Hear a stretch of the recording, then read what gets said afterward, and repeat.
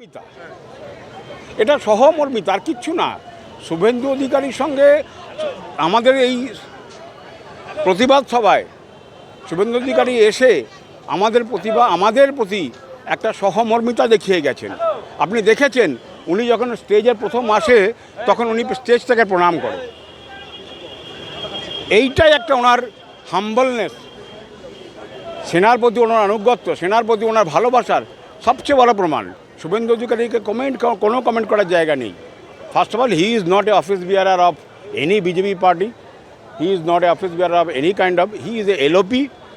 আমাদের রাজ্যের বিরোধী দলের নেতা সহমর্মিতা জানাতে আসতেই পারে, এটা তো উনি নিজেই বলল। কী করবো বলুন তো, এখন যে ভারতীয় সেনার এই সামান্য ছাউনি খোলা এই জায়গাতে, এই জায়গাটা ছাউনি খুলছিল, সেই ছাউনি খেলাকে যদি উনি এখন পাকিস্তানের আর্মির সঙ্গে অত্যাচারের সঙ্গে তুলনা করে, এটা আমাদের লজ্জা লাগে। আপনারা তো সকাল থেকে এখানে আছেন, আপনি কোথাও কোনো চেঁচামেচি, কোথাও কোনো হট্টগোল, কোথাও এই আশেপাশে দুপাশে রাস্তা, কোথাও কোনো ব্লকেট দেখেছেন? দেখেননি। যখন কলকাতা শান্তিপূর্ণভাবে আমরা নিজেরা ডিসিপ্লিন সোলজার হয়ে আমরা যখন ওনার কাছে আবেদন রাখছি যে আপনি আমাদের পারমিশন দেন, সাংবিধানিক প্রধান হয়ে ওনার উচিত ছিল, ঠিক আছে, এরা সেনাকর্মী, এদের দাও, এরা কোনো ঝামেলা করবে না, এরা কোনো অশান্তি করবে না, এবং it has been proved today.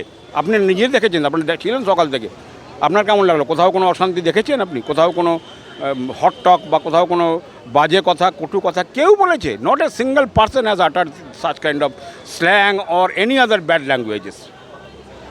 তাই এর জন্য যদি ওনা আমাদের কোর্টের দ্বারস্থ হতে হয়, ইট ইজ এ সেমফুল ফর আস।